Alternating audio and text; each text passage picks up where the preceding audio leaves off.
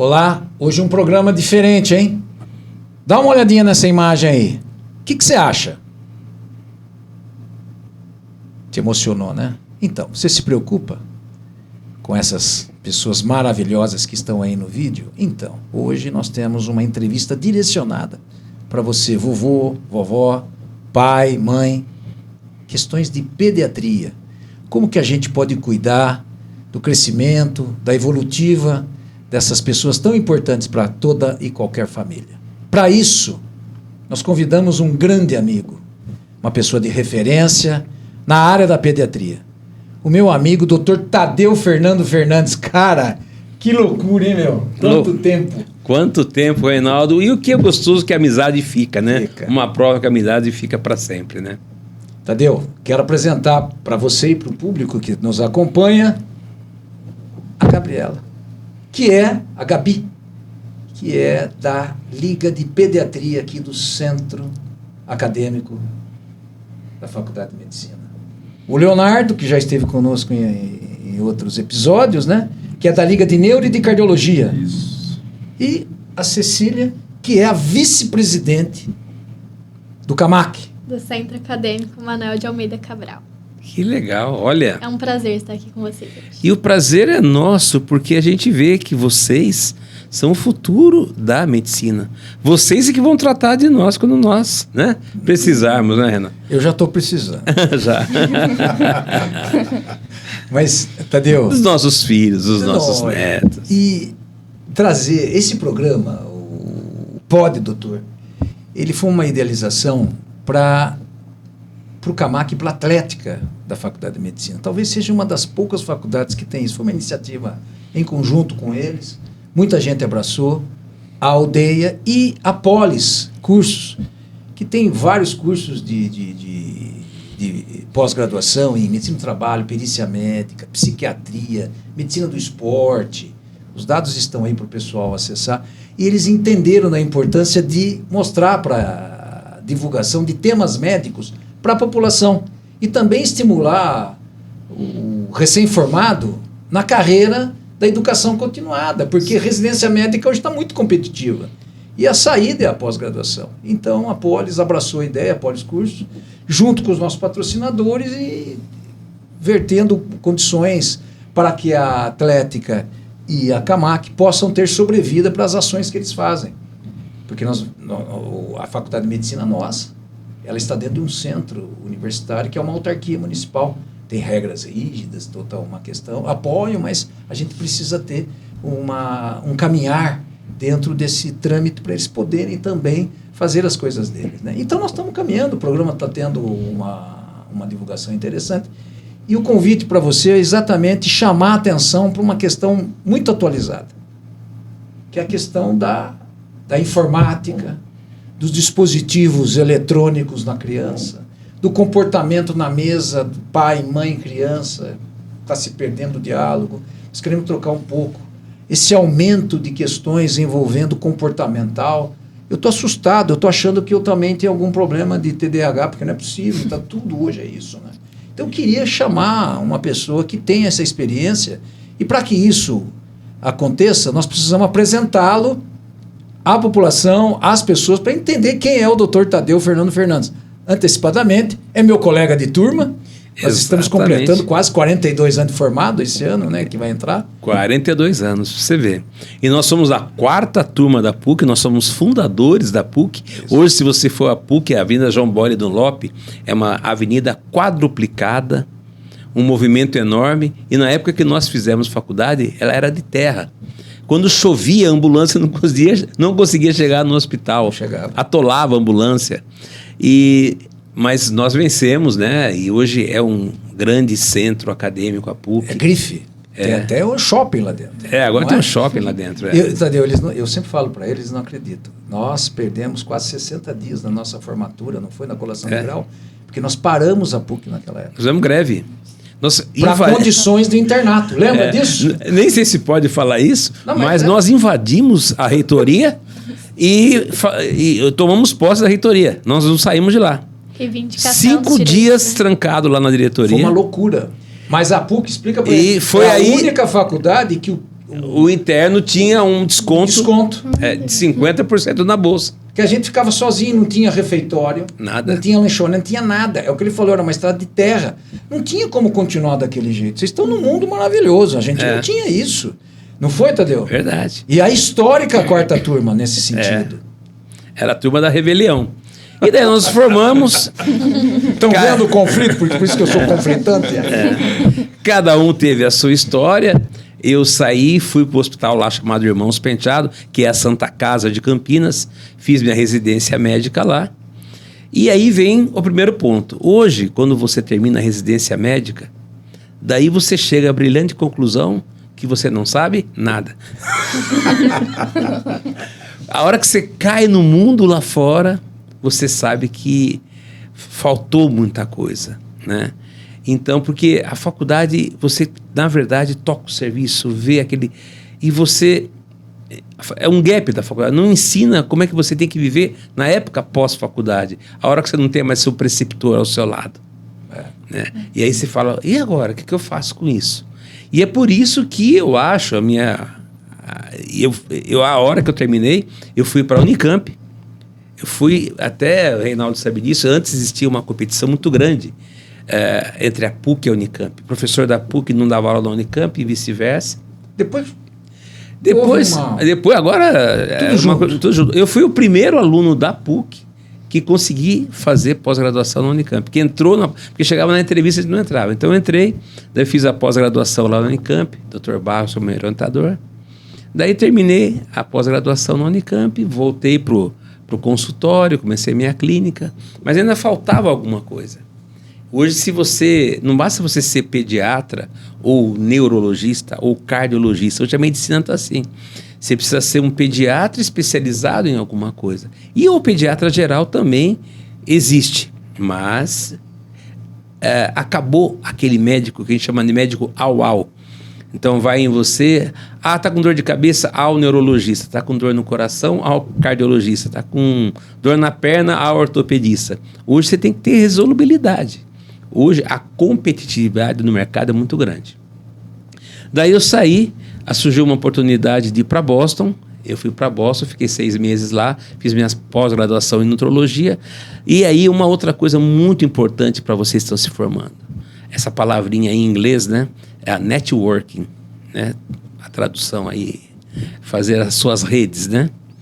O networking é muito importante. Lá em Boston eu conheci um monte de gente. Um dos meus professores, Dr. Bernardo Coletso, gostou do meu serviço, falou, olha, vai fazer uma outra pós-graduação lá em Munique, na Alemanha. Eu falei, mas não fala alemão, mas lá também ninguém fala alemão, todo mundo fala inglês. Então, daí eu fui para Munique, fiquei 6 meses em Munique fazendo uma especialização em Early Nutrition. Daí, depois de Munique, voltei, montei meu serviço. Hoje é o maior serviço de pediatria de Campinas. É um serviço privado, não é público. E estamos lá no nosso serviço. Daí fui eleito presidente da Sociedade de Pediatria de Campinas, fiquei lá, né, ditador de lá, fiquei o maduro da pediatria, fiquei 16 anos comandando a pediatria. Daí eu fui para São Paulo e atualmente sou presidente da Brasileira de Pediatria. E agora, em outubro, fui eleito, que há muitos anos eu sou da Academia Americana também, porque quando você faz pós lá nos Estados Unidos, você precisa fazer a sua proeficiência nos Estados Unidos. E eu era membro faz muito tempo, e esse ano eu fui eleito presidente do Primary Care da Academia Americana de Pediatria. Então, a cada 4 meses eu tenho que ir para Boston, voltar, vai para Boston, volta. E presido a Sociedade Brasileira de Pediatria, e tenho a minha clínica, e eu saio para dar aula aí no Brasil todo, aí viajando o Brasil inteiro, aí, conhecendo os amigos, revendo amigos do Brasil inteiro. E a gente está trabalhando uma nova pediatria. A pediatria mudou totalmente. A pediatria que nós fizemos na faculdade, Reinaldo, aquilo lá não existe mais. Nós tínhamos lá na nossa faculdade uma enfermaria de desnutrido. Exato. Diarreia, morria de diarreia, um atrás do outro. Hoje não, hoje nós temos lá uma enfermaria de obeso. Uma enfermaria de dislipidemia. Tem um ambulatório de autismo. Se você for ver nosso internato, Nós não vimos um autista. Você lembra de ter visto um autista? Não tinha essa classificação. Não tinha. Então, mudou muito. Daí todo mundo pergunta, por que mudou? Porque o mundo mudou, né? E hoje já se sabe que as causas, que nem se falou, o transtorno do déficit de atenção, o autismo, tem tudo a ver com o estresse tóxico na gestação, tem a ver com esse ar que a gente respira, cheio de poluentes. Agora, isso é uma novidade do último congresso da Academia Americana, ninguém tinha parado para pensar nisso. Quando eu e o Reinaldo, nós nos formamos, a gente ia nos barzinhos, né, com as nossas colegas. Eu muito pouco, viu? Muito pouco. Uma coisa, olha só que coisa curiosa, com as nossas colegas, amigas de turma, nossas colegas, e uma menina pedisse uma cerveja para tomar, o pessoal já olhava até meio assim, né? Entre a gente mesmo. Né? É então, a mulher beber, não bebia. Então, hoje a mulher, ela já vai, tem até cerveja para mulher, já bebe mais socialmente. E, que bom, né? Só que descobriram agora que o tal do beber social na gestação leva ao TDAH na criança. Então, os dados são meio assim. E quando falo beber socialmente, não é beber de tomar um porre. Tomar uma taça de vinho 3 vezes por semana, fizeram a dose do teor alcoólico do álcool na mulher e 1 hora depois você pulsionar, fazer uma amniocentese no bebê. O mesmo teor alcoólico do sangue da mãe tinha no âmnion da criança. Então, e isso afeta. Medicação devido à ansiedade, antidepressivo, a comida cheia de agrotóxicos, toxina, tudo isso leva ao aumento do autismo, leva ao aumento de TDAH, essa mudança toda. Então, é um novo mundo que nós estamos vivendo. Outra coisa interessante, e eu estava dando aula há 2 dias atrás na faculdade lá de Piracicaba, em Embi Morumbi. Estava toda a liga lá. Eu falei, olha, e aí tomei exemplo da nossa turma. Nossa turma, se você perguntasse, quem já tem filho do 6º ano? Umas 5 ou 6 já tinham filhos lá. Fato, é verdade. Hoje, lá, de 60 meninas, 1 tinha filho. Então, hoje, o que a mulher está fazendo? A mulher está postergando a gestação. O homem também. Muito bom, ótimo. Vai se vencer a sua parte profissional primeiro e depois vai ter o filho. Aí tem a questão da idade materna também, que influencia, né? Influencia. E vou contar um estudo mais recente que tem também. É o que eu estou ouvindo. Semana passada eu estava lá em Boston e lá teve a Academia Americana e tem um monte de novidade. Reinaldo vai gostar muito disso. Eles fizeram um estudo de crianças que nasceram via o método antigo de se fazer filho. Como é que se fazia filho antigamente? Sexo, pênis introduzido na vagina. Sim. Só que hoje não é mais assim. Não. Hoje é FIV. Sabe o que é FIV? Sim. Tá. Explica para o público. A fertilização in vitro. Então, guarda o óvulo e depois une lá no laboratório. Parece que não soa, parece que não cansa muito. Eu acho que é alguma coisa desse sentido. Então, mas daí esse estudo mostra que o pênis tem um pênis bioma, o microbioma do pênis. A vagina tem o vaginobioma. É dela. Então, olha que coisa curiosa. Quando você tem uma relação sexual, você faz o método mais antigo de uma transfusão de microbiota.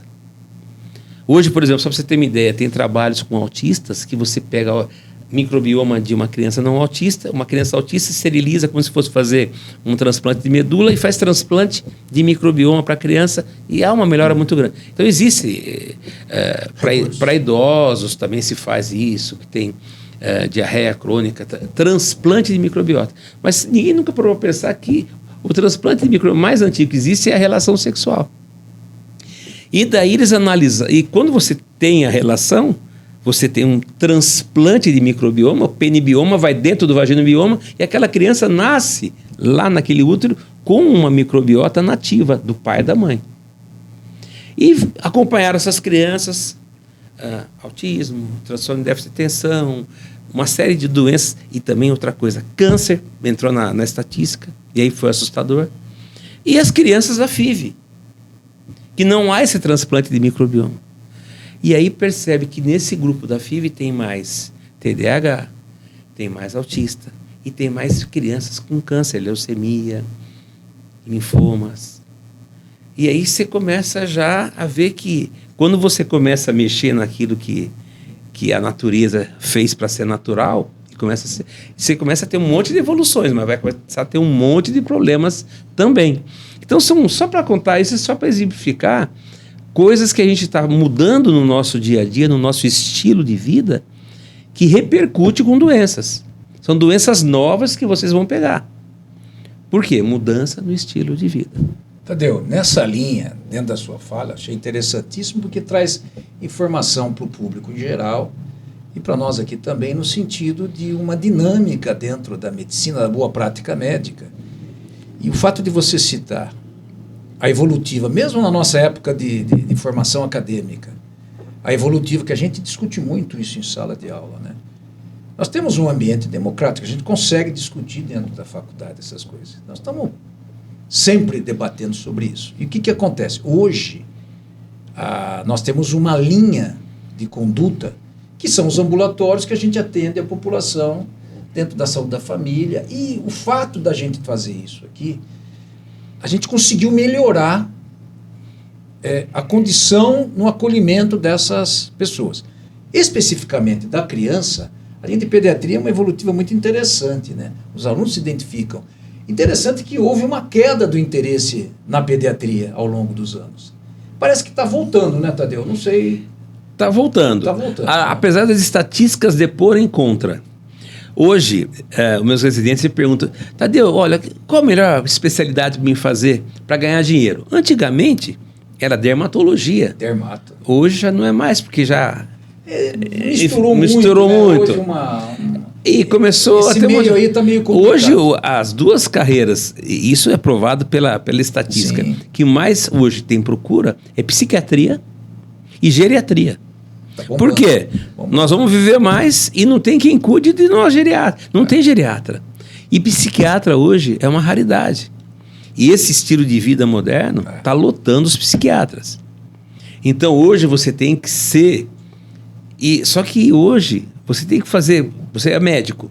Você não vai voltar hoje a fazer residência para fazer psiquiatria. Então surgem os cursos pós-graduação em psiquiatria infantil, em psiquiatria de adulto, que você vai ter que fazer. Porque hoje, se você é um médico que não sabe um pouco tratar uma dessas doenças psiquiátricas, você fica ao de novo, encaminhando, e não tem vaga com os outros. Então isso é uma coisa muito interessante em termos de futuro, pensar para o futuro. Outra coisa, se você perguntar para sua mãe e para sua avó, veja o exemplo, a sua avó teve quantos filhos a sua avó? Muitos filhos. 5, 6. A sua mãe teve quantos filhos? Bem menos. Bem menos. E a sua geração vai ter um filho. Então hoje, a média Brasil hoje é 1,2 filhos por mulher. E por incrível que pareça, essa estatística também é bem nova, isso é por família, 1,2 filhos por família e 3,3 pets por família. Então, é uma inversão, né? É louco isso. É louco. Então hoje ter um filho é muito caro, é muito complicado, porque hoje a mulher trabalha, o homem trabalha, onde deixar essa criança? Daí vai para a creche, daí tem a síndrome da creche, que é aquele monte de doença contagiosa que pega na creche, porque junta todo mundo junto. E daí começa a faltar a vitamina D, porque na creche é igual presídio, né? Tem 10 minutinhos para você tomar banho de sol e volta. Não adianta. E aí baixa a vitamina D, baixa a imunidade, pega infecção, vai no pronto-socorro. Infelizmente, pronto-socorro é fábrica de prescrição de antibiótico. Infelizmente, muito antibiótico sem necessidade. Essa outra briga que nós temos com esse serviço de urgência e também os pais pronto-socorro mania. Se eu perguntar para o Reinaldo quantas vezes que a mãe dele levou ele no pronto-socorro, ele vai falar umas 4, 5 vezes porque eu quebrei o braço. Era raro. Era raro e por um motivo, né? Hoje não, a criança espirra, vai no pronto-socorro. Então eu quero fazer um parênteses. Você sabe por quê? Cecília, 2 minutinhos. Você falou um negócio aí que é interessante. Você que está acompanhando, está achando interessante? Pode encaminhar a pergunta, tá? A gente responde. Você falou uma coisa muito interessante. Hoje, eu queria tocar nessa ferida. Quando vai na consulta com o pediatra, vai a mãe, o pai às vezes, a avó, e às vezes o periquito e o cachorrinho. Vai tudo junto. Mais ou menos isso. Né? Aí tem um problema. Todo mundo dando palpite na consulta. Como resolver esse embrolho, doutor Tadeu? Por favor. Então, hoje, a consulta pediátrica, realmente, ela é multifamiliar. E, às vezes, até o pior de tudo, viu, Reinaldo? Quando chega o pai, a mãe, a avó ou a babá, a pessoa que mais conhece a criança é a babá. Ele fez quantas vezes para saber se está com diarreia? Quantas vezes ficou hoje? Todo mundo olha para babá. 4, doutor. Ele come bem? Todo mundo olha para babá. Não, ele não come isso, não come aquilo.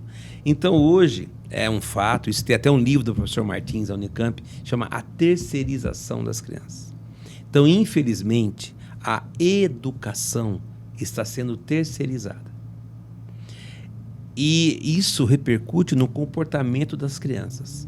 Eu estou com um trabalho agora de crianças que chegam no ambulatório.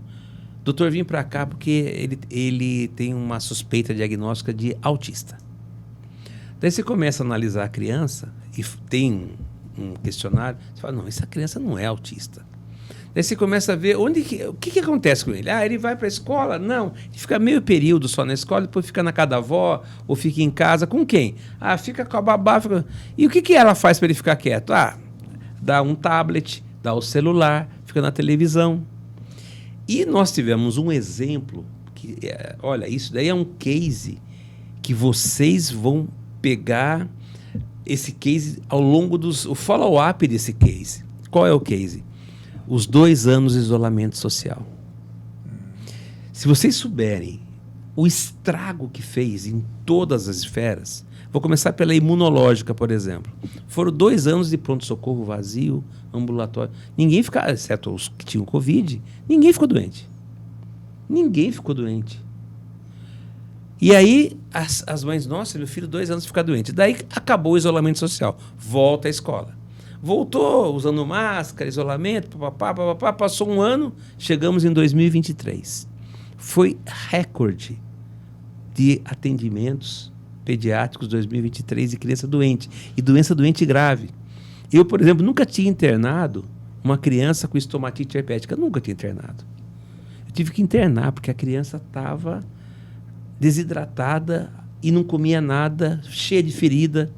Mas é só o mesmo vírus. Só que existe uma coisa que é chamada de débito imunológico. Se você ficar trancado há 2 anos, você vai ficar ótima. Mas um dia você vai ter que sair para o mundo. E a hora que você sai para o mundo, você sai com o seu sistema imunológico em débito, sem resposta imunológica, que até você voltar vai demorar um tempo. Então, aumentaram as infecções, os pronto-socorros de pediatria estão lotados? Estão. Com crianças doentes? Sim. Doenças graves? Sim. Mas são doenças bobas. Coqueluche, hoje está morrendo de coqueluche. Voltou muito, né? Voltou. Então, por causa do débito imunológico. Até porque também não só ficou em casa, como também ficou sem tomar vacina. Então, a cobertura vacinal baixou muito. Então, doenças do passado estão voltando. Sarampo, coqueluche. Antigamente, a gente dava aula para os alunos de sarampo, mostrando slide. Isso é uma criança com sarampo. Hoje não se mostra a criança com sarampo. Que coisa, hein? Então, estamos voltando a essa época. Na parte educacional, essas crianças ficaram 2 anos, os pais trabalhando em home office. Onde que a criança fica quieta? Na frente da televisão, no tablet. Eles ficaram lá. E hoje, os ambulatórios de fonoaudiologia estão lotados de criança que não fala. Por que ele não fala? Porque na época de desenvolvimento da fala, de 1 a 4 anos, todos esses que estavam, ficaram isolados. E eles não falaram. Então, eles não sabem falar. E o que é pior agora? Doutor, ele não está interagindo com as outras crianças, por isso que eu acho que ele é autista. Ele vai para a escola e não interage, ele não olha nos olhos do amiguinho. Porque ele ficou 2 anos, que o mundo dele era o virtual. E é uma coisa... doutor, mas olha, a hora que eu dou o celular na mão dele, ele fica quietinho. Por quê? Ele mora naquele mundo. Que ele viveu naquele mundo, não nesse mundo de interação. E tem mais, quando voltou, ainda voltou com máscara, eles não tinham a expressão labial. Então, nós estamos vivendo problemas seríssimos, não só na área infecciosa, como na área comportamental. ainda como follow-up daqueles 2 anos de isolamento social, para vocês verem o estrago que fez. E vocês vão pegar isso lá na frente, ainda com outras doenças que vão aparecer, fruto desse isolamento social. Muita coisa virá, viu, Reinaldo? Às vezes eu vou sair com a minha mulher, é uma coisa curiosa essa. E ela me cobra isso. Que coisa incrível. Você senta na mesa, ela vê o casal, um beijinho daqui, volta pro celular. Ela esqueceu que ele tá. Eu estou falando para ela agora. Ela fala, mas você viu lá, olha que bonito o casal. Né? Fica beijando. Eu falei, mas o que é isso? Não vai durar muito tempo isso aí. Não é? E imediatamente volta o celular. Pede o prato, um negócio, ó, tira o quê? A foto do prato. E aí tem o casal que vai com o filhinho. Eles querem fazer lá, pega um vinho e tal. E aí o que faz? Celular na mão da criança. Dá o celular na mão da criança. Aí eu falei, olha lá, Tânia, minha mulher chama Tânia, eu falei, dá uma olhadinha. Não se meta, é coisa deles. Mas é impressionante, dá atenção pro nenezinho. É uma coisa incrível isso. E aí tem outro detalhe. Vai pra praia, outro detalhe da praia. Uma cidade que tem 200 mil habitantes recebe um contingente de 1 milhão, uma coisa louca. Você sabe o que eu estou falando. Aquele monte de gente. E a criançada vai tudo pro mar. O que acontece? Diarreia. E aí vai para o pronto-socorro da onde? Da cidade que está preparada para quê? 200 mil habitantes. Aí ela pega 5 vezes mais. O que vai acontecer? Uma fatalidade. Então eu tenho falado para o pessoal, pega o carro, põe a criança no carro, dá uma geral e vem embora. Que não dá para ficar. É uma loucura. Então tem esse detalhe também, que é o que você acabou de falar, a questão imunológica e o próprio meio fazendo isso. E aí, como é que vocês têm tratado isso dentro do consultório? Como é que você vai chegar para um pai e para uma mãe e botar o dedo e falar, vocês precisam dar atenção? Você perdeu o cliente, ele vai entender como é que é isso. É verdade. E se você cobra, ela fala, mas como, doutor? Eu trabalho o dia todo. Então, hoje, essa palavra, tanto é que hoje já existe uma nova especialidade médica, é o futuro, inclusive uma dica para vocês, chama-se medicina integrativa. Vocês já ouviram falar disso? Sim. É uma medicina que começa a ter uma visão holística da pessoa. Porque às vezes você vem com uma queixa de dor de cabeça, mas essa dor de cabeça sua é só a ponta do iceberg. O que está por trás dessa dor de cabeça pode ser desde um tumor no cérebro, que é o menos frequente, até uma doença psicossomática que leva a essa dor de cabeça. Ou até, e aí vem a grande novidade do momento, um distúrbio de flora intestinal. Antigamente, nós tratávamos muito a síndrome do intestino irritável.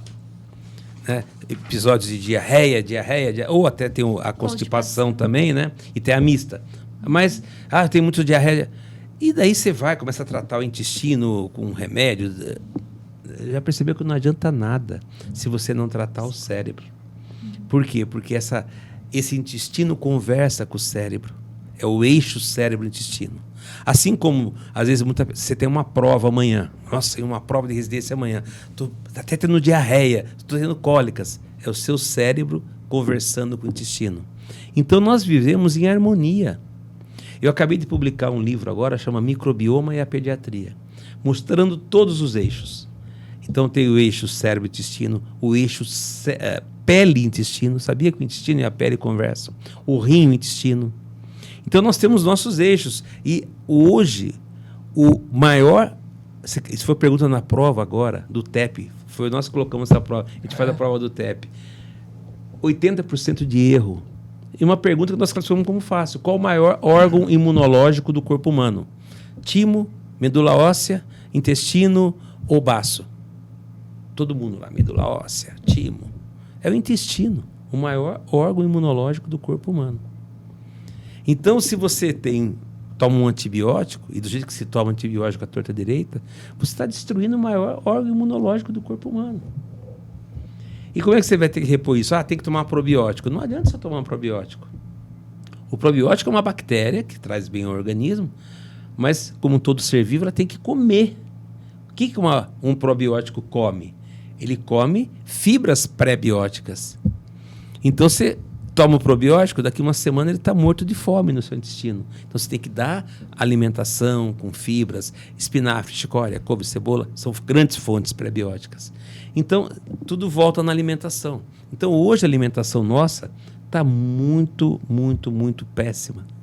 Hoje, na criança, em termos de neurodesenvolvimento, o cérebro começa a se formar. Tanto é que tem uma novidade. A pediatria hoje também foi plano de prova, o pessoal errou de monte. Qual a primeira consulta com o pediatra para uma criança? Quando que é? Todo mundo. Primeira semana de vida. Não é.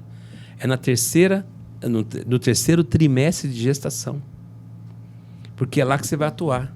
Hoje, uma outra grande novidade para vocês, tem uma doença que maior mortalidade que existe, se você for na UTI aqui, qual a maior mortalidade da UTI neonatal e pediátrica? É bronquiolite, insuficiência respiratória aguda.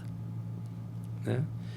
E a tal da SARS, né? Síndrome respiratória aguda. Por que elas morrem? Bronquiolite, vírus sincicial respiratório. Hoje, já tem uma vacina no Brasil que se faz na 32ª semana de gestação contra o vírus sincicial respiratório, que dá uma proteção para o bebê por 6 meses, que é a época crítica da bronquiolite. Então, isso aí quem que dá essa vacina? É o pediatra. Entendi. A síndrome alcoólica fetal, que eu falei hoje,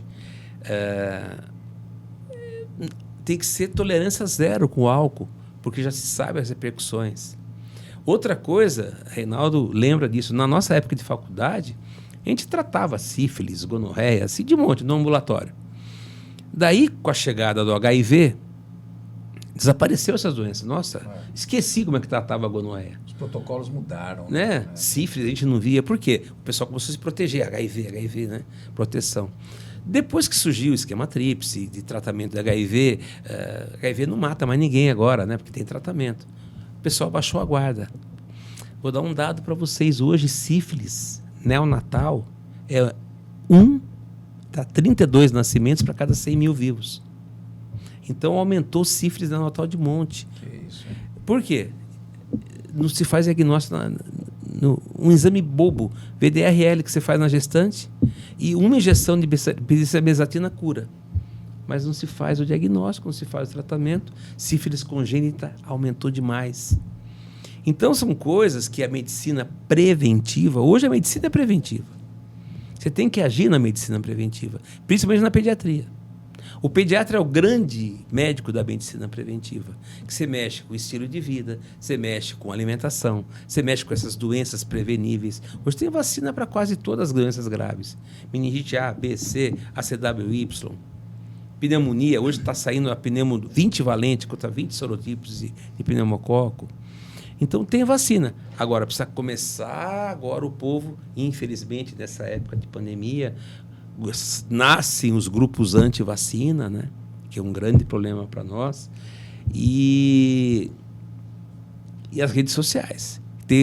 Nós estamos fazendo aqui uma rede social do bem, mas tem um monte de rede social com fake news aí. Né? Que toma a vacina da Covid e você vira jacaré, né?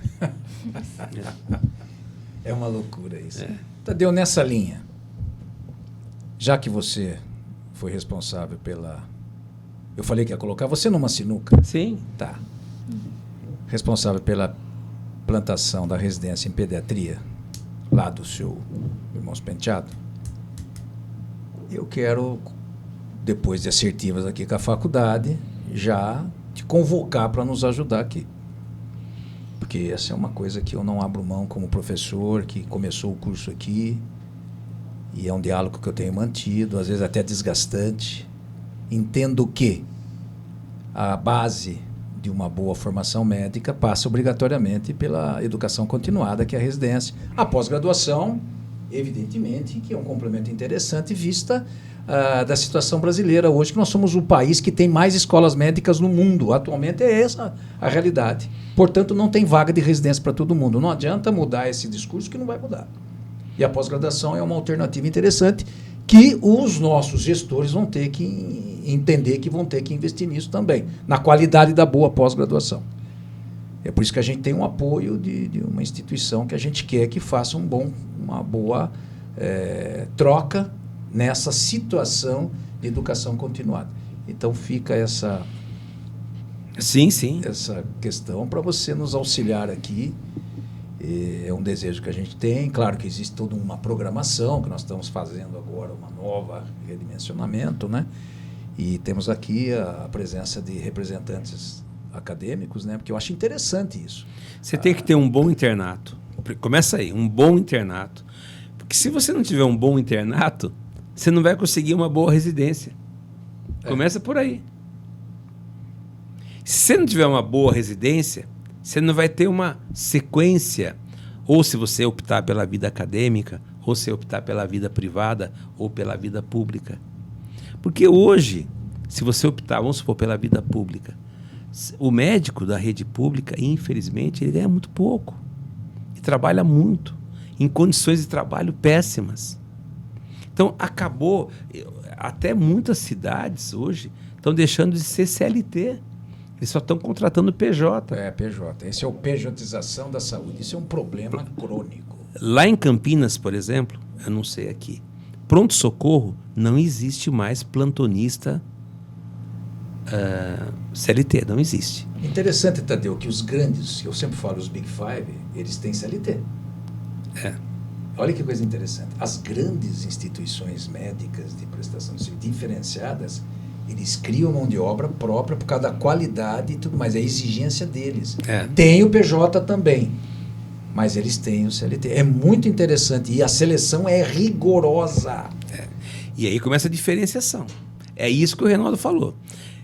Para você entrar nessa Big, você vai ter que ser uma diferenciada. Você não pode ser igual a todo mundo. E aí vai avaliar seu currículo. Como é que foi seu internato? Como é que foi sua residência? Hoje em dia, quando nós nos formamos, bastava ter residência. Hoje não. Hoje precisa ter pós-graduação. Sim, residência quanto educação continuada. Educação continuada. Você não para de estudar. Você não para de estudar. Mas, Tadeu, eu estou fazendo isso porque você está dentro da pediatria brasileira hoje. Você está como presidente da Sociedade Brasileira de Pediatria. Então, eu quero deixar para os nossos, não só da faculdade, mas que é o convite que eu fiz, eu não falei nada para vocês. Eu estou trazendo o presidente da Sociedade Brasileira de Pediatria, que está aqui. Foi a surpresa que eu queria fazer para toda a comunidade, para os nossos professores, o nosso coordenador, todo mundo, que o nosso objetivo é contribuir, sempre foi. Então, é essa a colocação, e uma pessoa que é minha amiga, pessoa que nós somos colegas de turma, e vem toda hora aqui, e ele tem um trabalho que eu acho muito interessante, que eu queria abordar agora, inclusive para o público agora, que é aquele negócio dos 1000 dias, como é que é? Sim, os primeiros 1000 dias da criança são os mais importantes da vida. Isso é documentado. Vamos colocar os 1000 dias dá quantos meses mesmo para o pessoal entender? Então, vamos contar os 1000 dias. Vamos contar os 1000 Vai dias. desde a época da fecundação até completar 2 anos. Se você somar as 40 semanas de gestação mais 2 primeiros anos de vida, dá exatamente 1000 dias. É isso que a pessoa precisa entender. E o que tem que fazer? Fala pra gente. Os 1000 dias são fundamentais porque é a base. Que nem você vai construir uma casa. O alicerce é tudo. Só para você ter uma ideia, uma criança com 2 anos de idade tem a mesma quantidade de sinapses de um adulto. Ou mais. Geralmente é mais. Por quê? Tudo aquilo que você não usou a partir dos 2 anos de idade tem uma coisa chamada poda sináptica. Você vai podando. Então as mães perguntam, qual a melhor idade para o meu filho entrar na escola de inglês? 2 anos. Para aprender a tocar teclado? 2 anos. Porque você vai começar a usar aquilo que você formou. Né? Então, hoje em dia, se você não usar, você tem poda sináptica. Se você deixar a criança parada na frente da televisão, vai podando todas as conexões sinápticas, que se formam a partir da 21ª semana de gestação. O nosso cérebro, 80% dele, é gordura. Tá? Gordura boa.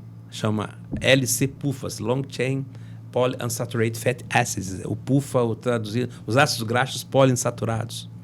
Esses ácidos graxos poliinsaturados você não acha em qualquer lugar. Só tem 2 tipos, ômega 3 e ômega 6. Ômega 3, é o salmão. Não, não é o salmão.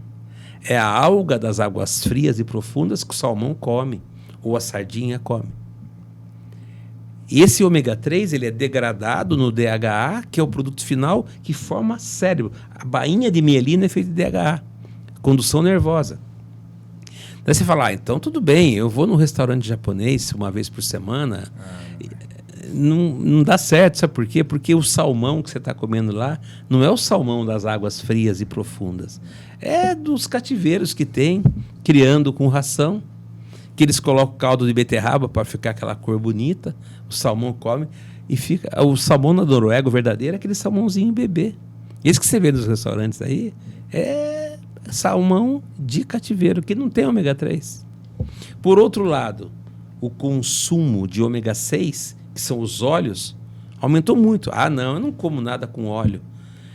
Então, se você fizer batatinha frita na sua casa, fica molhada, né? Óleo. Mas se for naquela lanchonete famosa ali da esquina, o cara tira a cestinha, a batatinha fica seca. Por quê? Porque se olhar contra a luz, você vê um monte de bolinha branca. É a gordura trans, que é a gordura ômega 6 na forma trans, que ela se solidifica em contato com o ar ambiente. E a outra fica na forma líquida. Então você está comendo muito mais gordura.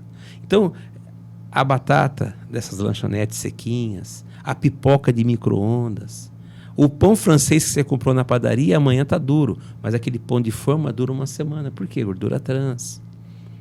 O bolo é gordura trans. Então, toda essa gordura trans vai se depositando no seu corpo. E hoje você pega criança de 5, 6, 7 anos já com colesterol de 320, triglicérides de 400. Então, hoje nós estamos tendo na pediatria tratar doença de adulto. Isso daí chama-se doença crônica não transmissíveis. Isso daí são projeções do pessoal de Harvard.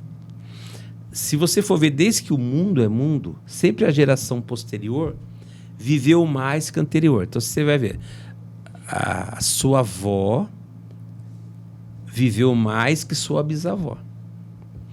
A sua mãe vai viver mais que sua avó. E você iria viver mais do que a sua mãe. Mas pela primeira vez que o mundo é mundo, essa geração, nossos filhos, talvez vivam menos que nós.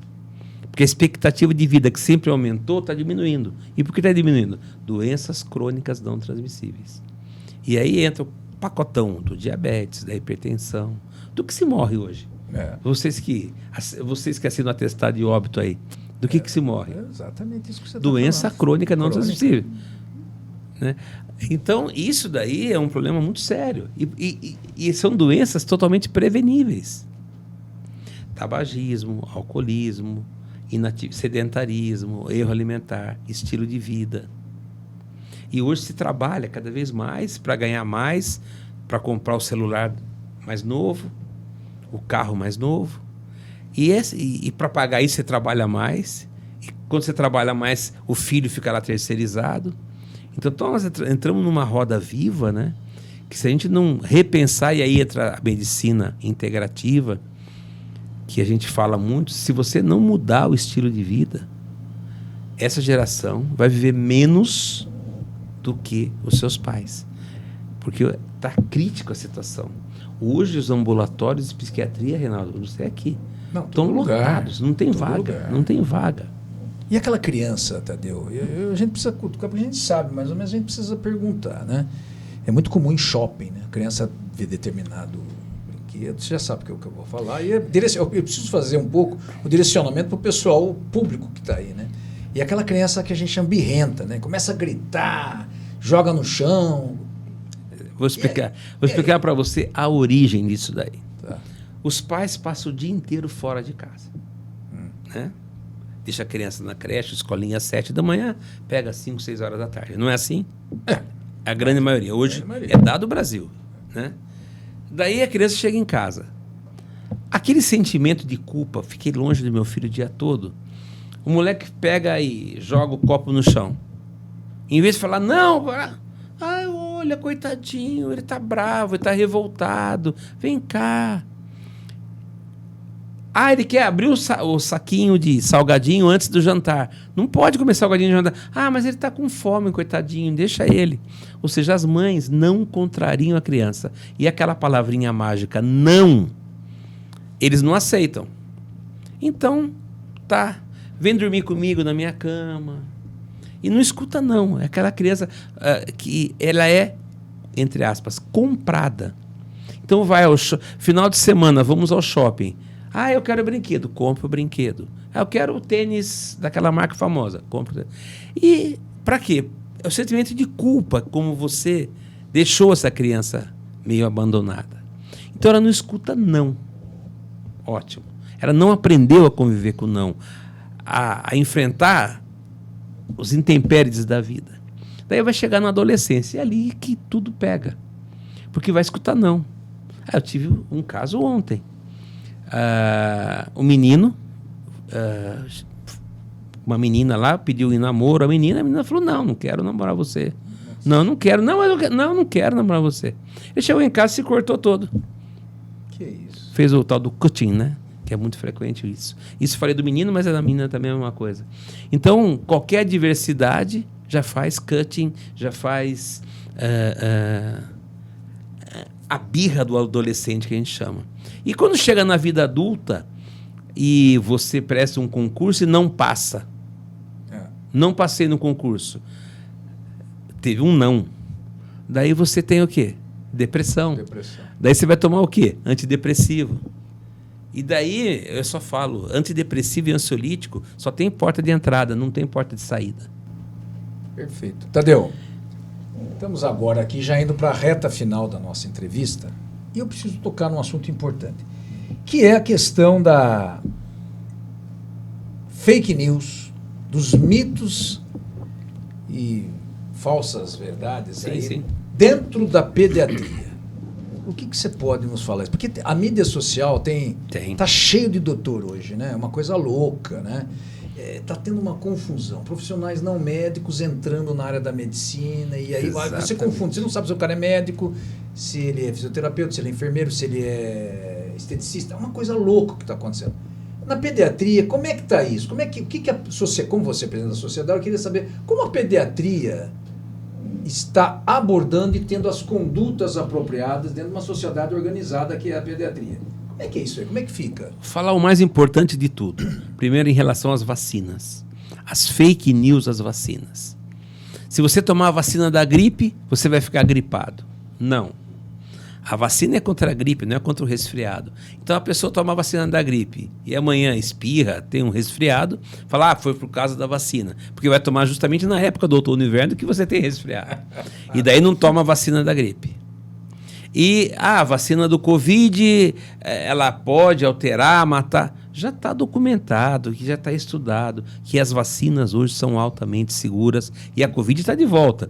Nós estamos dando diagnóstico todo dia de Covid no nosso dia a dia. Sim. Uma doença que foi uma surpresa para nós esse ano, influenza B. O pessoal não tomou vacina de gripe. E lá no nosso serviço a gente faz todo paciente com doença especial, a gente faz o cotonete, que é um teste só, que já faz SARS-CoV, influenza A e influenza B. Influenza B disparou. Acabou o Celtamivir, que é o remédio que se usa, não tem na cidade de Campinas, tem que mandar buscar fora. De tantos casos de influenza B. Por quê? Porque não tomou a vacina da gripe. Sem contar os radicalismos, né, de não tomar nenhuma vacina. E aumentou coqueluche, aumentou sarampo, e começou a aumentar... Então, fake news de vacina, isso daí, até a própria sociedade soltou um documento, porque a nossa cobertura vacinal está muito baixa. E hoje tem vacina, todo mundo fala de vacina só para criança. Adolescente tem vacina. Hoje, a gente fala... Câncer de colo de útero. Na época que eu e o Reinaldo fizemos faculdade, a gente fazia Papa Nicolau, era direto, câncer de colo. Hoje despencou câncer de colo de útero, porque a gente sabe que 90% do câncer de colo de útero é por um vírus chamado HPV. E tem a vacina do HPV, que tem uma baixa adesão ao tratamento. Dengue mata. Aqui na sua cidade também matou muita gente. A vacina está no posto sendo jogada fora porque venceu. E é só para adolescente. Adolescente não foi tomar a vacina da dengue. Então, primeiro, quebrar o mito. Vacina não mata ninguém, vacina previne a morte. Esse é o primeiro ponto. Segundo ponto é relacionar doenças com alimentação.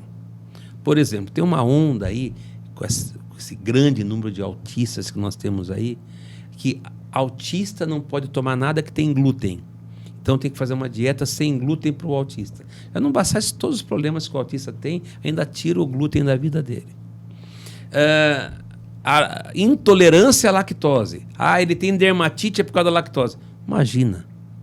E daí tira a lactose da vida. Então começa a fazer restrições alimentares para, entre aspas, prevenir doenças. Mas ninguém faz restrição aos industrializados, aos ultraprocessados. Você pode ver isso. Então, hoje nós estamos vivendo um erro alimentar gravíssimo em nosso mundo. O uso dos processados, os ultraprocessados. O mercado que mais cresceu nos últimos 4 anos foi o mercado do delivery. Hoje tudo tem delivery, tem disque tudo. E isso daí está levando a, indo agora até para outro lado, o lado psicológico, uma desagregação familiar. Porque qual é um ponto que une 2 amigos? Né? Hoje o Reinaldo chegou, você vai vir aqui, você vai jantar na minha casa. Isso é um sinal de amizade, você vai jantar, vamos comer junto, vamos conversar junto. Acabou isso. Hoje você vai ligar, diz que alguma coisa, e você cozinhando, conversando, o cheiro da comida, isso das crianças, tem até um estudo muito interessante, só para vocês terem uma ideia. Chama teoria do flavor. A partir da 7ª, 8ª semana de vida, a criança já tem papila gustativa e olfativa lá dentro do útero. Foi feito um estudo nos Estados Unidos, em Pittsburgh. A doutora Gianni Menella, uma excelente pesquisadora, ela pegou um grupo de mulheres gestantes e o protocolo, todo dia de manhã elas tinham que tomar um copo de suco de cenoura, desde aquele dia que ela ficou grávida até o 6º mês de gestação, amamentando exclusivamente até o 6º mês. E outro grupo de mulheres tomava o suco de laranja americano, grapefruit, até o 6º mês. Quando foi fazer a introdução alimentar e colocou a cenoura como principal elemento na introdução alimentar, 93% das crianças que as mães tomaram suco de cenoura devoraram a papinha, contra 32% do grupo grapefruit. Gustação, memória gustativa. Daí fizeram com cebola e alho, um grupo cebola e alho, outro grupo não cebola e alho. Com 6 meses faz papinha com cebola e alho, mais de 90% desse grupo contra menos de 40% no outro grupo. Ou seja, as nossas memórias olfativas e gustativas começam desde a vida intrauterina. Então, se a gente não começar a educar essas crianças a comer, não é agora com 18 anos, 12 anos, que você vai falar, olha, agora você vai comer cenoura, batata, beterraba, se ela nunca teve essa memória. E tem uma outra coisa, a memória olfativa, se você parar para pensar, Reinaldo, quando a sua mãe fazia uma comida que você gostava, só de falar, você lembra do cheiro da comida. Fato. Agora as casas hoje não cheiram mais comida, porque não faz mais comida em casa. Então as crianças estão perdendo essa memória olfativa, isso é muito importante. Então eles estão perdendo, não tem memória olfativa. O cheiro de um bolo de fubá com erva doce. O quê?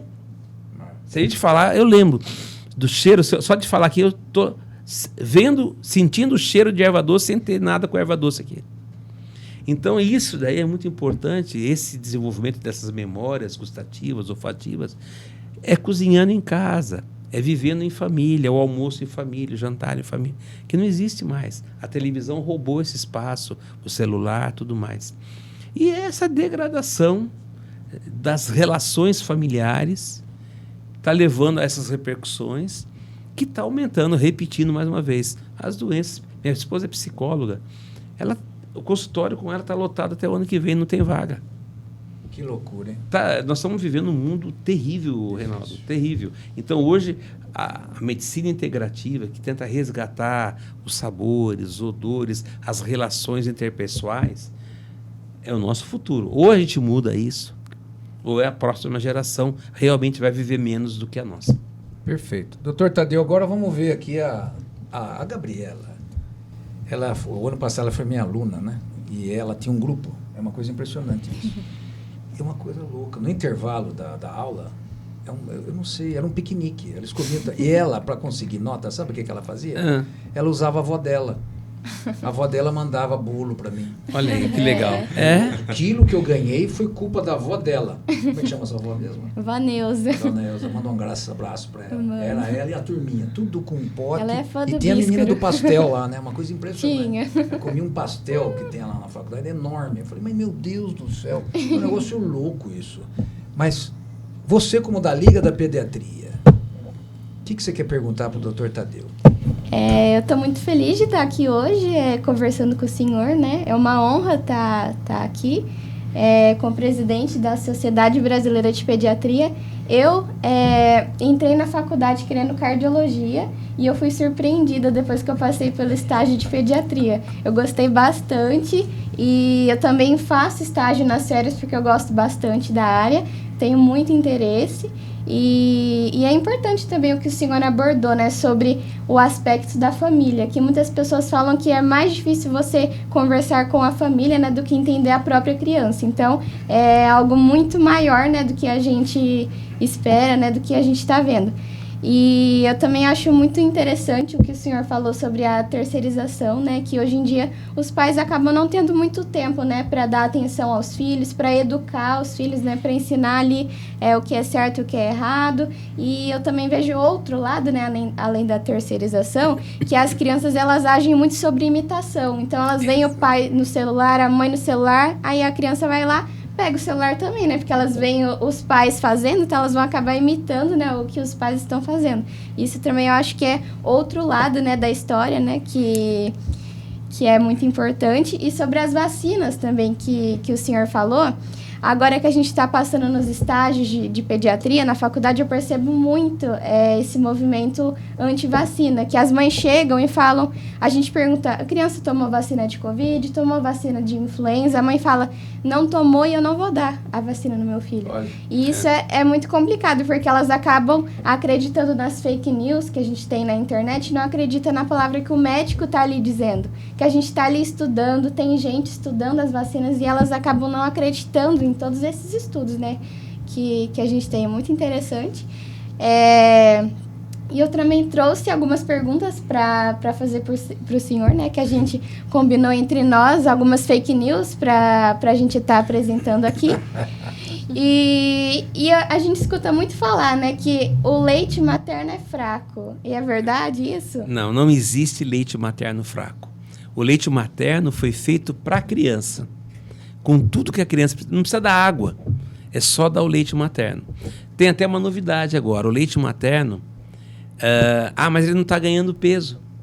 Por quê? Porque a mãe está amamentando errado. Hoje, nos Estados Unidos, nós estamos trazendo para o Brasil, chama a regra das 2 horas. O que é isso? A mãe, agora, 5 horas da tarde, vai dar o seio esquerdo, por exemplo. 5 horas da tarde. Até às 7 horas da noite, só pode dar o seio esquerdo. Por quê? Porque o leite materno é dividido em leite anterior e leite posterior. O leite anterior mata a sede da criança, o leite posterior mata a fome da criança. Antigamente, a mãe dava 15 minutos no peito, tá vazando outro, 15 minutos no outro peito, ele só tomava leite anterior. Não ganhava peso. Então, hoje, com a regra das 2 horas, e a livre demanda, então ela mama, dorme, voltou, mama, dorme, ela consegue pegar leite anterior e posterior. Então, o segredo não é leite fraco. Existe o leite entre aspas, fraco, que é o anterior, e o leite forte, que é o posterior. Você tem que dar o fraco e o forte.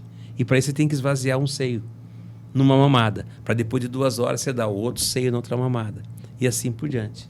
Então são coisas... E outra coisa que existe é a medicalização da medicina. A criança chorou, o que eu faço? Vou dar um remédio para dor. Não, calma. Será que ela não quer um aconchego? Outra coisa que a gente vê muito frequente hoje em dia é a mãe pedindo remédio porque a criança não está dormindo direito. Eu e Reinaldo, quando nós estudamos, a gente nunca ouviu falar em administrar melatonina para dormir. Hoje é um inferno, as mães, eles vão para os Estados Unidos, elas virou muamba agora, trazendo de lá, trazendo melatonina. Só que a melatonina é um hormônio que você produz. Eu produzo, todos nós produzimos melatonina. Mas para produzir melatonina precisa estar escuro. É um ciclo hormonal. Quando você acorda, uma pergunta, doutor, por que ele só tem febre à noite quando o senhor fecha o consultório? Por que a crise de asma só dá à noite quando o senhor fecha o consultório? Por que a cólica só vem à noite? É porque quando você acorda, o seu cortisol está lá em cima, acordei, é o hormônio para atividade. E o cortisol tem um efeito colateral que ele é um anti-inflamatório. A asma é uma doença inflamatória, a febre é uma resposta inflamatória, a cólica é uma doença inflamatória. Então elas ficam tudo quieto porque o cortisol está alto. Mas no final do dia, seu cortisol abaixa. Então, aquela proteção que o cortisol estava, daí vem a asma, vem a febre, vem a cólica, quando baixa o cortisol. Mas quando o cortisol abaixa, aqui tem que estar escuro para a minha glândula pineal produzir a melatonina para eu dormir. Só que abaixa o cortisol, mas a televisão que tem a luz azul, que não deixa você desligar, ou o celular, ou o tablet, toda a luz azul, essa luz de tela é luz azul, ela não deixa você dormir.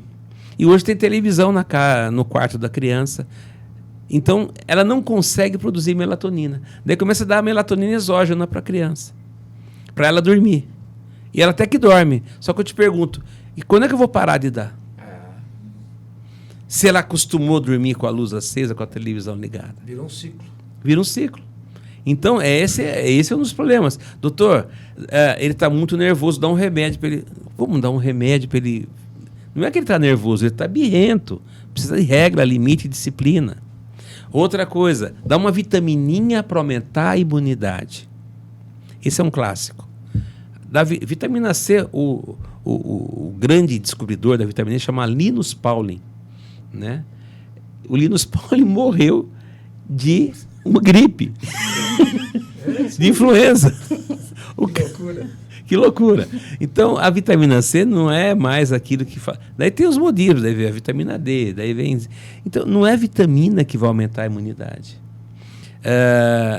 Na verdade, a gente até fala com muito cuidado isso, tem uma vitamina fundamental que nós precisamos, que é a vitamina S. A vitamina S, a criança tem que brincar na terra, tem que brincar com o matinho, tem que comer a manga que caiu no chão, pegar e comer a manga. Ela tem que ter contato porque vai ter uma resposta imunológica aumentando a imunidade. Quando a criança entra na creche, doutor, por que está ficando muito doente porque entrou na creche? Dá um remédio para aumentar a imunidade. Não, a imunidade está mesmo. Eu dou um exemplo bem simples. Se você está andando de carro aqui em São João da Boa Vista, com o seu carro, com o seu fusquinha aqui em São João da Boa Vista. Daí qual o risco de você bater o carro? X.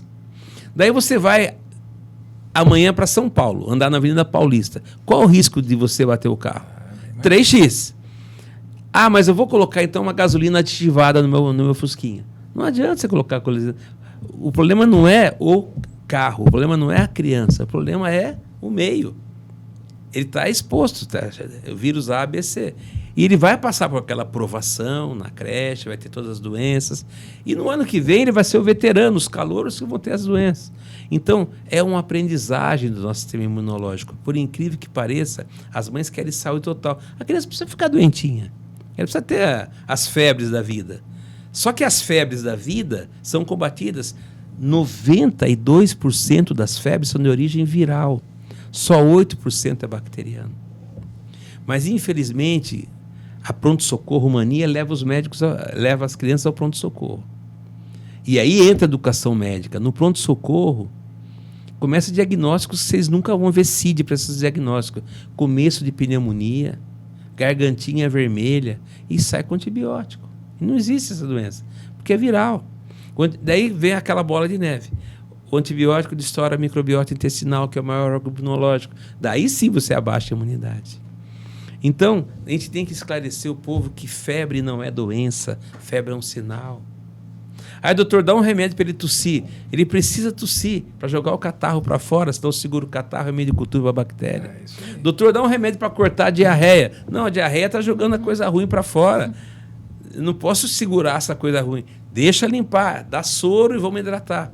Então, são esses conceitos básicos que é muito bom ter esse serviço, prestação de serviço, para a população saber que a medicalização não é remédio para tudo. Né? Entender essas doenças, o porquê que elas estão acontecendo. Perfeito. Doutor Leonardo, uma pergunta para o doutor Tadeu, para a gente já estar encerrando o nosso bate-papo hoje aqui. Maravilha. Doutor Tadeu, é um prazer tê-lo conosco, é uma honra ter a presença do senhor aqui hoje. Eu gostaria de fazer 2 perguntas. Uma puxando o gancho um pouco da poda sináptica, né?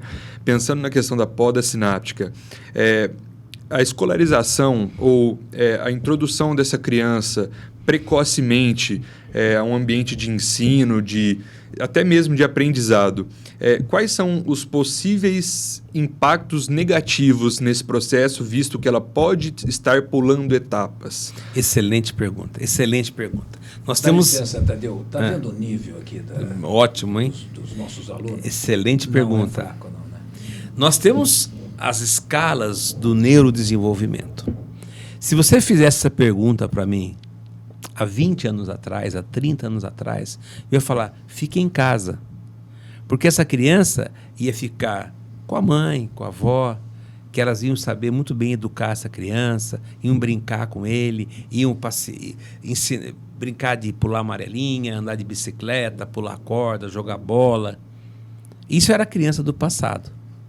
Hoje em dia, com o aumento da expectativa de vida, eu lembro que o Reinaldo conheceu minha avó. Foi minha avó que me criou, minha avó ficava em casa. Meus colegas de turma iam lá filar a janta da minha avó, Verdade. Silvio Gata, que morava com a gente, Joaquim, eles iam pegar a janta lá, porque a avó fazia a janta. É verdade. Né? Só que hoje as avós, elas estão trabalhando.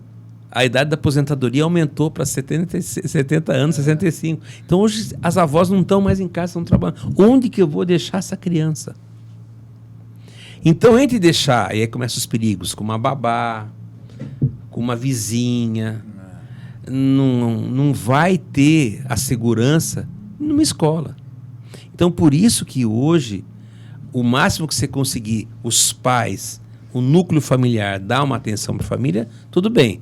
A hora que não aguentar mais, tem que ir para um local de ensino especializado, que são as escolas, são as creches. Mas vai ficar mais doente que o sistema imunológico está imaturo. Vai. Aí vem o ponto negativo que você perguntou.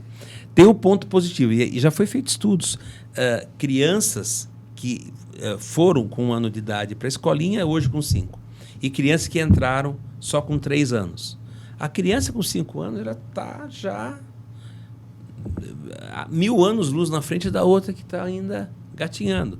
Então, aumenta o neurodesenvolvimento, com certeza aumenta. As inter-relações entre as crianças, tudo. Nós estamos, a gente falou muita coisa ruim, mas nós estamos melhorando muito. As escolas estão se especializando, os professores estão se especializando em termos de educação.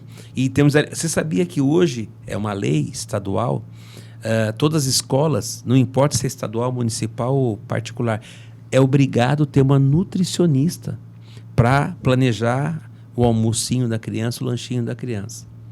Hoje até ouso a dizer que a criança come melhor na escola do que em casa. Porque chega em casa, os pais chegam correndo, não dá tempo de fazer a janta, diz que é alguma coisa. Ou dá um fast food. Perfeito. Né?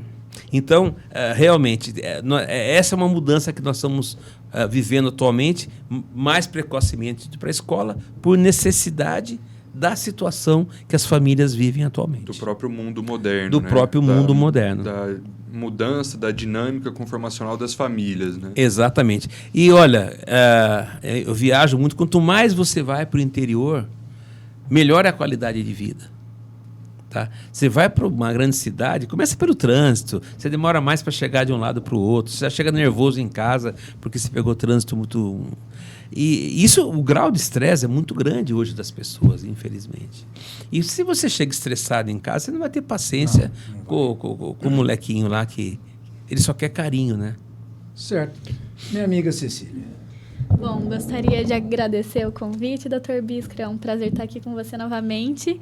E é um prazer estar aqui com você, Dr. Tadeu. É uma honra, como a Gabi falou. E eu gostaria de enfatizar algumas questões que você comentou desde o início, na verdade, né? Essa questão do planejamento familiar, né? Das conformações de família atualmente, a questão do planejo familiar no sentido da mulher planejar para ter um filho posteriormente, entre a questão da idade materna como fator de risco, né? Então, algumas mulheres estão optando pelo congelamento de óvulos, pela fertilização in vitro. Acredito que a mulher no mercado de trabalho tem sido uma grande evolução, né, para a gente, enfim.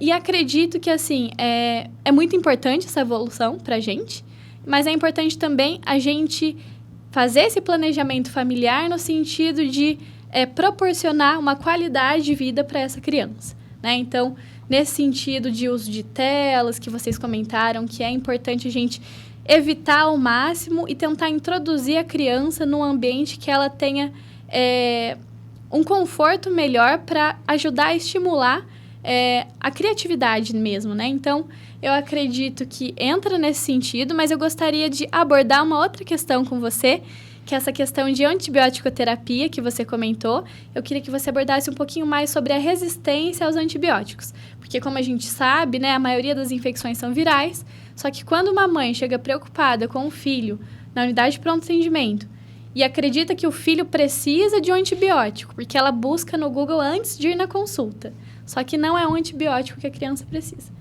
Então, eu queria que você abordasse essa questão da resistência do antibiótico. Excelente pergunta. E eu volto àquela tecla. O mundo influenciando a conduta médica. Porque hoje, se você for ver a estatística do seu pronto-socorro aqui, qual é o horário de maior demanda na pediatria? É manhã, tarde ou noite? Noite. Por quê? Porque hoje as escolas não aceitam mais criança com febre. Se levar o filho com febre, não. Nós não aceitamos que ele pode estar doente, transmite para os outros. Vai para casa. Ótimo. Daí vai para casa.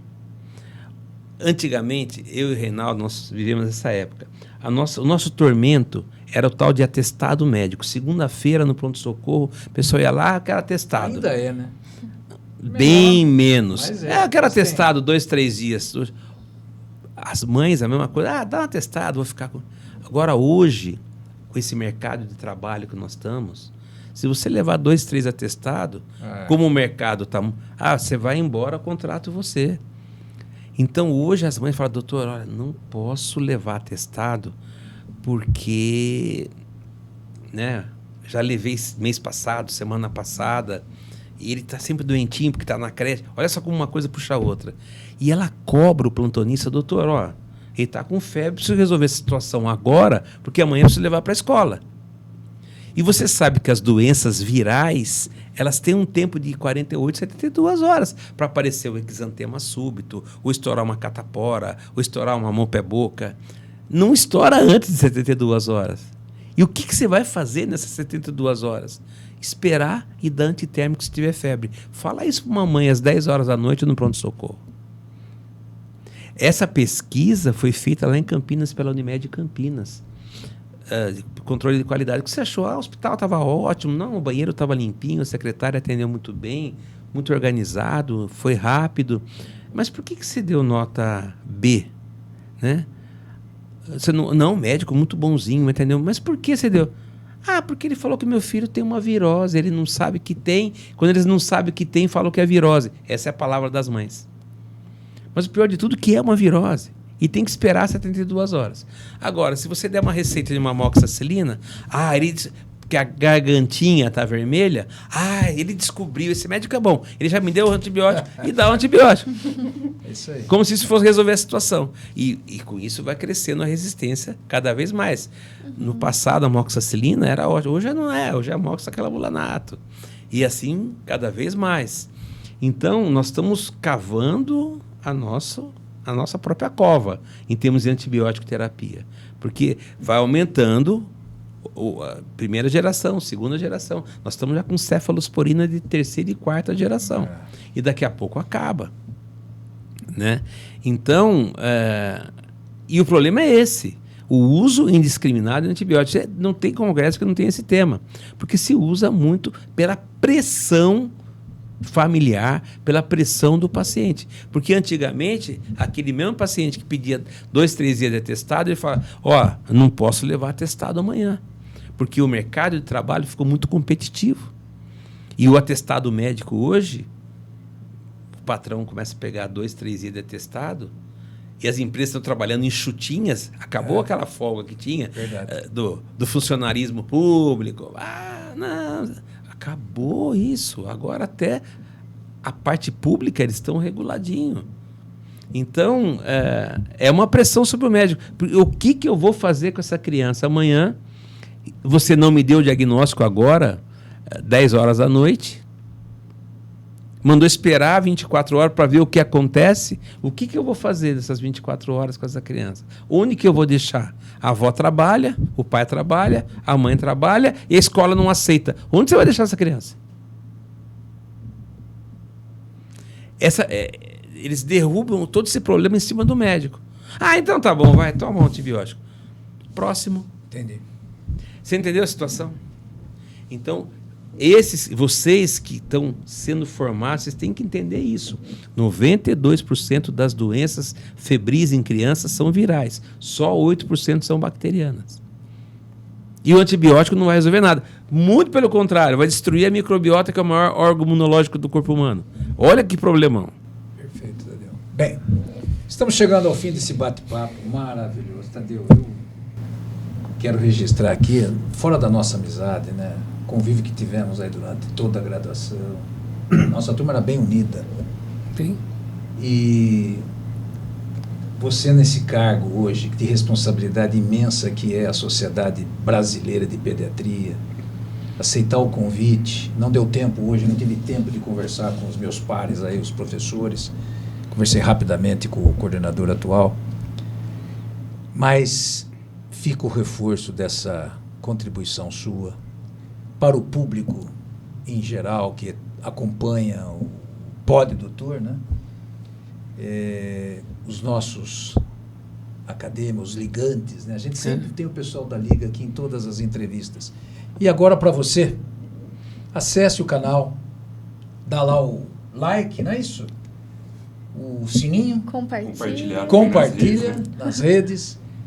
E você, empresário, comerciante, apoie o Pode Doutor, ajude a Camac e a Atlética e abraçar a Aldeia Criativa por ter tido a iniciativa, quando a gente apresentou o projeto, o profissionalismo deles, a Policursos, que entendeu que é um curso específico de educação continuada para a população também.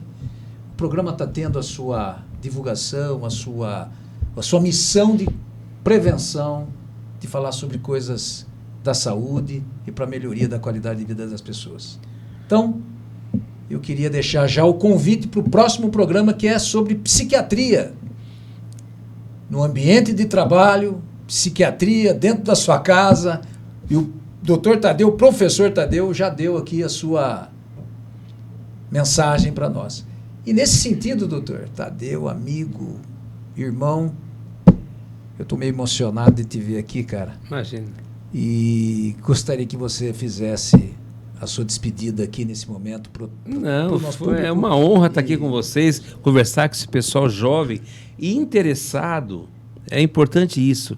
Vocês não estão deixando o barco ser levado pela correnteza. Vocês estão remando e tentando ver informação. O maior combate à fake news são as good news, são as boas notícias, são as boas informações. Então, esse canal é um canal muito importante de você levar para o público leigo, para o público que está se formando, boas notícias e mostrar que nós temos uma série de problemas e temos soluções. E as soluções passam para todos conscientizar que nós precisamos mudar nosso estilo de vida. Nós, professores, vocês, alunos, o público leigo, precisa entender que a gente precisa ter mais, né? Conhecimento, tá? Buscar bons conhecimentos. Eu sempre falo, termino as palestras com as crianças, elas têm que ter menos e ser mais, tá? Então, é difícil as crianças hoje, Reinaldo, tem que ter um pouquinho, até buscar um pouco de espiritualidade, porque eu tenho crianças que faleceu o pai, o avô, a avó, a criança fica... Mas como é? Aquela história de falar, virou uma estrelinha no céu. Como estrelinha no céu? Lá no céu só tem avião. Eles não têm aquela ideia que existe algo mais além desse mundo aqui na Terra, né? Então as crianças precisam também viver esse lado espiritual, que eu acho muito importante, não importa qual seja a religião, qualquer uma que seja, mas eles precisam ter essa visão também espiritual, que nós não somos só um corpo. Vocês, alunos, não são só um corpo.